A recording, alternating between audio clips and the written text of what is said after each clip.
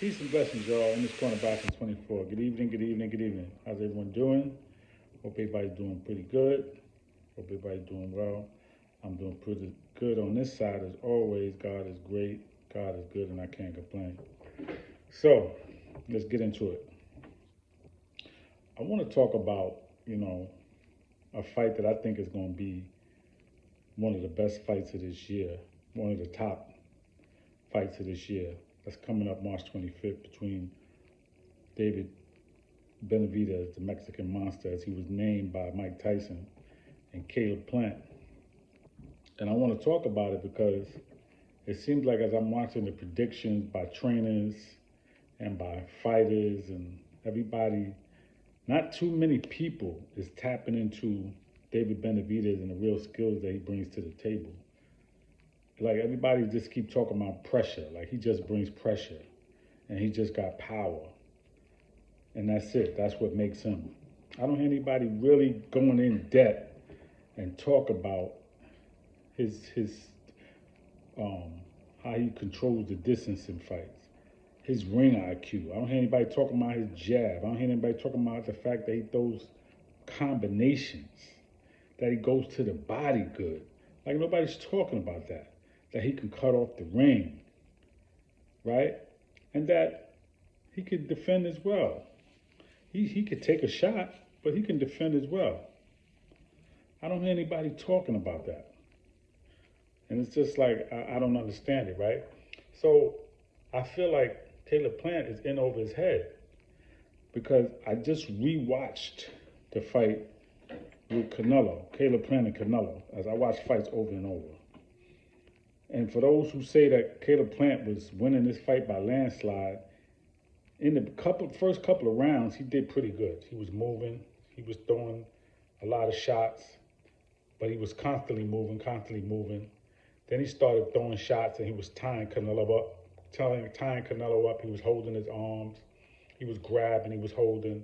He was moving a lot, but he was landing shots. In the beginning, Canelo landed one or two shots here or there. Caleb Plant was landing more shots. But then there were shots that Caleb Plant was throwing where Canelo was blocking him with his arms and with the gloves, right? As you watch the fight over, you could see this. By the sixth round, if you want to be honest, you could see the change in the body language of Caleb Plant. He started to fade. Now that could be stamina. That could be Canelo and the one or two shots that he was catching Caleb Plant with was hurting him, starting to break him down. It could be a combination, but you definitely saw where his fight game changed. He started to fade. He was still moving, but he was moving a little bit less. He was throwing lazier punches. They didn't have the snap on it, and Canelo was catching them more, right?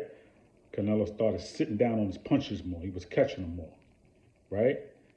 So by the seventh, eighth round, Canelo was taking over.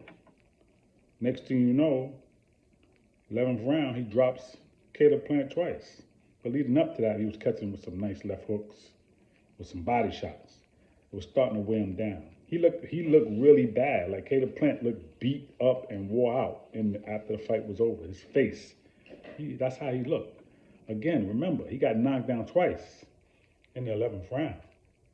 Okay, it was a TKO, it was a stoppage, but before that, he dropped him.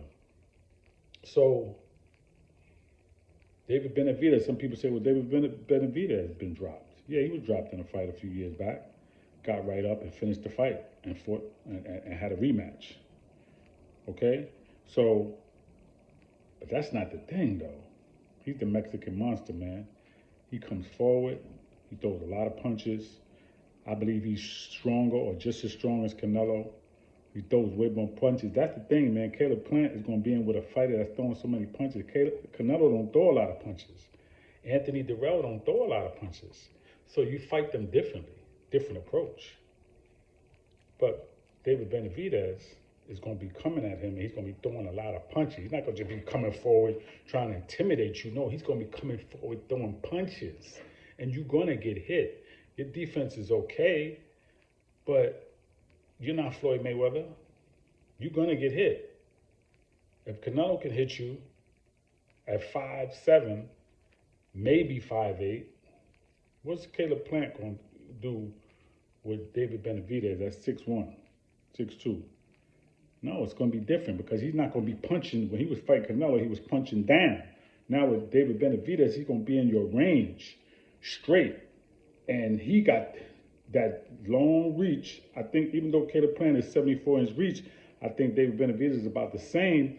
But the point is, David Benavidez, man, he got combinations, man, and he got a nice jab. So he's not coming forward reckless. He's coming forward throwing shots, nice shots.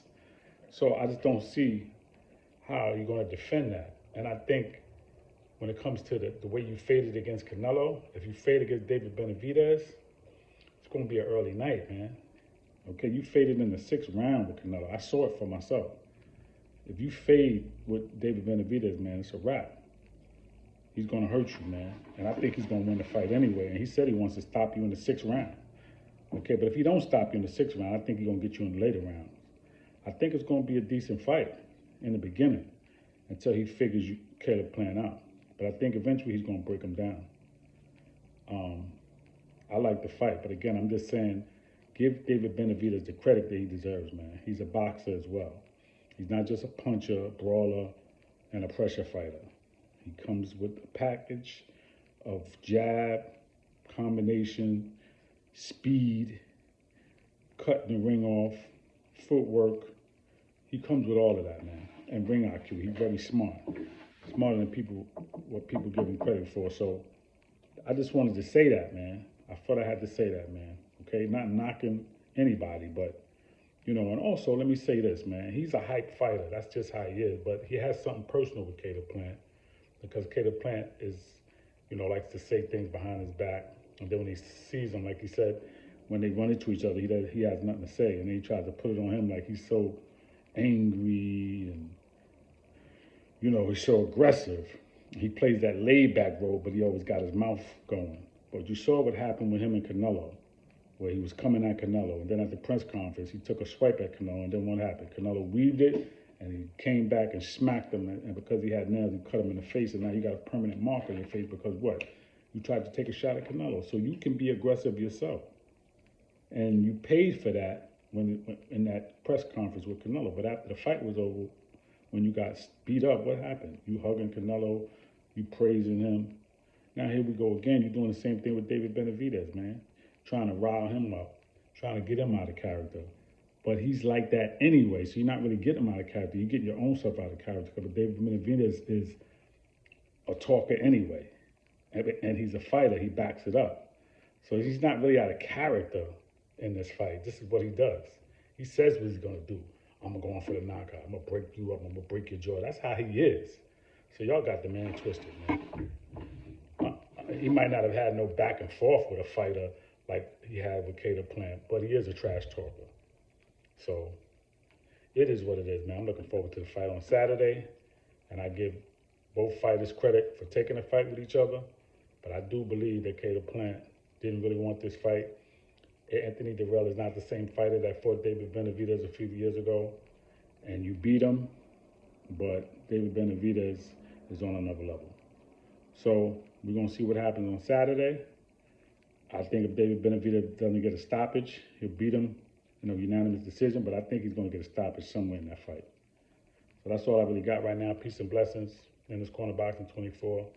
Please subscribe to the page. Please leave your comments. Everybody let me know how you feel. Enjoy the rest of your evening. Peace.